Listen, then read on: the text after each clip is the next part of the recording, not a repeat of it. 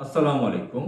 সুপ্রিয় দর্শক মণ্ডলী, আপনারা নিশ্চয়ই দেখেছেন বর্তমান আর্মি চিফ, সেনাবাহিনীর প্রধান মিস্টার ওয়াকারুজ্জামান তিনি বঙ্গভবনের মসজিদে ইমামতি করেছেন। সেই ইমামতিতে শেখ হাসিনা, লেডি লেন্দুদ্দর্জির ক্রীতদাস শাহাবুদ্দিন চুপ্পু যে রাষ্ট্রপতির চেয়ারে আছে বঙ্গভবনে, সে সহ বিভিন্ন গণ্যমান্য রাষ্ট্রীয় দায় দায়িত্বের লোকজন সেখানে তার ইমামতিতে নামাজ পড়েছে। এটার ছবি দেওয়া হয়েছে গণমাধ্যমে, সামাজিক যোগাযোগ মাধ্যমে ভাইরাল হয়েছে। এটা নিয়ে আলোচনা সমালোচনা, বিভিন্ন তিরস্কারমূলক কথা, তার পক্ষে কথা বিপক্ষে কথা, আলোচনা সমালোচনা, বিভিন্ন ধরনের কথা আমরা শুনতে পাচ্ছি। তো কথা হচ্ছে, ওয়াকারুজ্জামান কেন এত ধার্মিক শাস্তে চাচ্ছে এখন? ওখানে যদি ইমামতি করে থাকে সেই ছবি কেন বাহিরে দেওয়া হলো? এটা কি টার্গেট করে, ইচ্ছা করে এই ছবিটা বাহিরে দেওয়া হলো? তিনি কি এদেশের মানুষের কাছে তিনি খুব ধার্মিক সাজতে চাচ্ছেন? তো ধার্মিক সেজে তিনি কি কিছু 2 নম্বরে 6 নম্বরে কিছু করার চিন্তা ভাবনা করছেন? সে কোনো খারাপ মিশন পালন করতে যাচ্ছেন?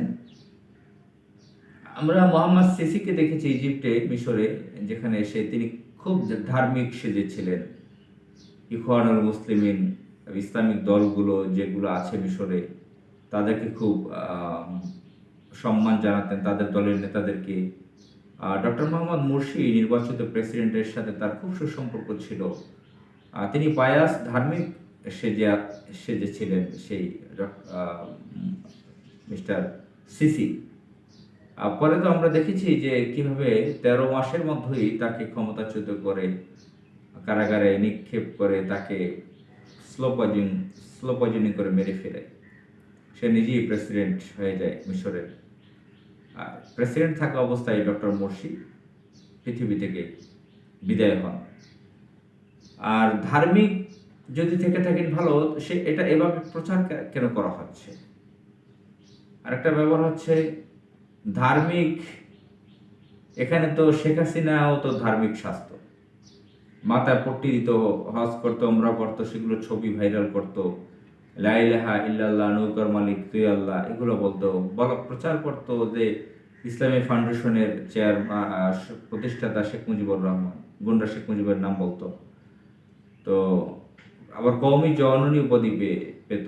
বিভিন্ন জায়গায় মোনাজাত করা পোস্টারে ছবি শেখ হাসিনার থাকতো। বিভিন্ন হুজুরদের পায়ে সালাম নিত। আবার তেতুল হুজুর নামে পরিচিত সেই তেতুল হুজুর বলেছিল আহমদ শফি, তার সাথে হ্যান্ডশেক করেছিল। আবার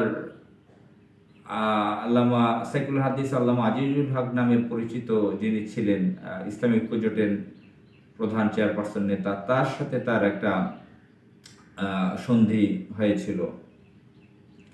তো শেখ হাসিনা বিভিন্নভাবে ধার্মিক মানে চেষ্টা করেছেন সাজার।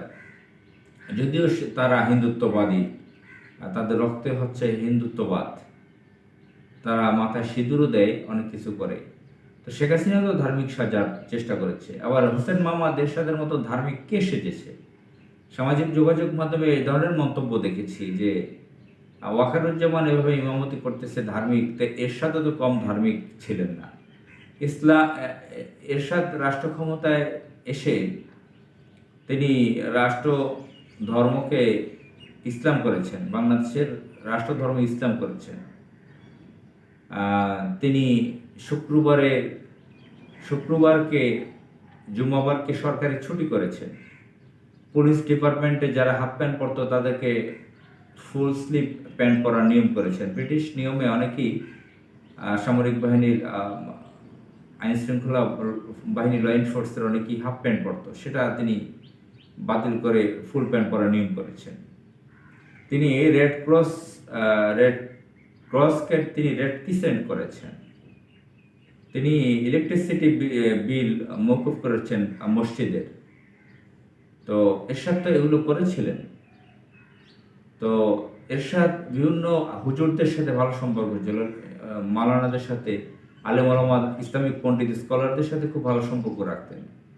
মাওলানা আব্দুল মান্নান বিখ্যাত মাওলানা, প্রখ্যাত মাওলানা উপমহাদেশের, ইনকিলাব পত্রিকার ফাউন্ডার, প্রতিষ্ঠাতা, তাকে ধর্মমন্ত্রী করেছিল। তিনি ত্রাণমন্ত্রীও ছিল।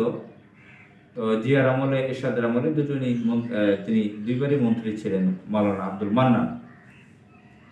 তো বহুত মাওলানা হুজুরদের সাথে তার ভালো সম্পর্ক ছিল। তিনি কবিতা লিখতেন, ভদ্রভাবে কথা বলতেন, খুব কোমল ভাষায় কথা বলতেন। এমনকি সমাজের বহু মানুষের সাথে তার সম্পর্ক ছিল। আমার বাবার সাথে ছিল তার একটা ভালো সম্পর্ক। ছোটবেলায় তার লেখা চিঠি আমি পড়েছি, আমার আব্বার কাছে চিঠি দিয়েছিলেন। তো আমার আব্বা একজন ইসলামিক স্কলার, তার সাথেও ভালো একটা সম্পর্ক ছিল। তো হোসেন মোহাম্মদ এরশাদের সাথে দেশের বহু আলেম ওলামাদের সাথে ভালো সম্পর্ক ছিল।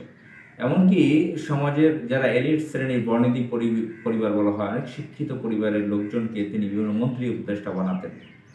যেরকম ব্যারিস্টার মওদুদ আহমদকে তিনি প্রধানমন্ত্রী বানিয়েছিলেন, তিনি আনোয়ার হোসেন মঞ্জুকেও মন্ত্রী বানিয়েছিলেন, সালাউদ্দিন কাদের চৌধুরীকেও মন্ত্রী বানিয়েছিলেন। তো কাজী জাফরকে তিনি বানিয়েছিলেন প্রধানমন্ত্রী, মিজানুর রহমান চৌধুরীকেও বানিয়েছিলেন। যারা আগে বিভিন্ন ধরনের রাজনীতিতে ছিলেন, আওয়ামী লীগের বা অন্যান্য রাজনৈতিক দলের নেতা, তাদেরকে তিনি ভালো পদ দিতেন। বা বর্ণিধি পরিবার, নামকরা পরিবার, এলিট ক্লাসে, তাদেরকে তিনি মন্ত্রী বানাতেন। আর খুবই ভদ্র আচরণ করতেন, ভদ্র কথা বলতেন। তো ওয়াকারুজ্জামান কি সে এরশাদের থেকে বেশি কিছু করছেন? তো ওয়াকারুজ্জামান এরশাদ তো কি করেছে আপনারা জানেন। তো তাকে তো বিশ্বাসঘাতক হিসেবে মানুষ জানে এরশাদকে। এত ভদ্র মানুষ ছিলেন, মৃত্যুর আগ পর্যন্ত ভদ্রভাবে কথা বলতেন। 92 বছর বয়সে মারা গেছেন, ইন্তেকাল করেছেন। তিনি সবসময় ভদ্র ভাষায় কথা বলতেন। তো কথা হচ্ছে, ওয়াকারুজ্জামান কি সেই কি বলে এটাকে,